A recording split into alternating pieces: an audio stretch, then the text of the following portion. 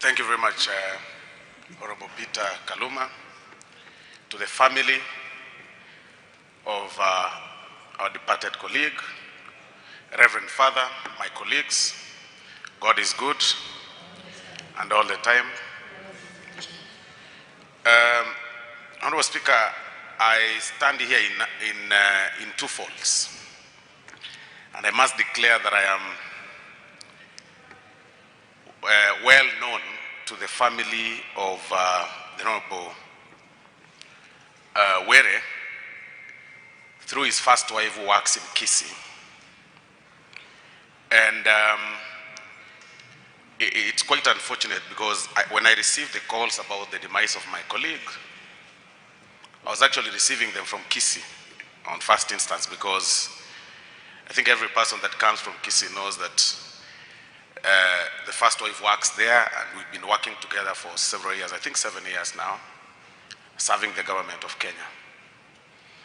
That morning when the Honorable Were passed on, before the Honorable Were passed on, myself and a few of my colleagues, I think it was a member for Ruiru and Daktari Bukose, were training at the gym in the morning at around 6 a.m.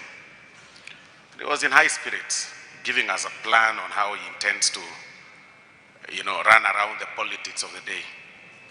But of course, later, he sat alone at the corner. I think from about 4 p.m. thereabout.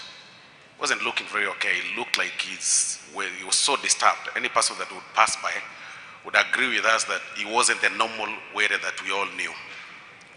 But we've interacted with the Honorable Were in several occasions, all through from 2017 when he first got elected.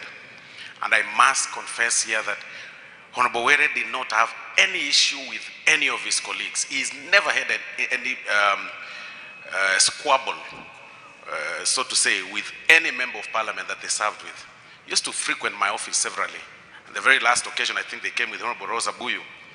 I may not really want to disclose the discussion that we had then, but it was really, really deep. So what I would say to the family is that be strong, God is with you. But to the government and the security agencies, we appreciate the efforts that you've put so far in apprehending the 4 suspects. But we ask you that you still haven't brought the real culprits. We need to know who exactly sent those young men to murder our colleague. It shouldn't be that those people that we saw on TV, that there is a person walking around the street captured by the camera. I don't think that person woke up in the morning and told himself, today I'm going to do this particular crime. He must have been sent by somebody. Who is that person? That is the question you're asking the DCI and the security agencies. We appreciate the effort so far. We believe in due time we will know the motive.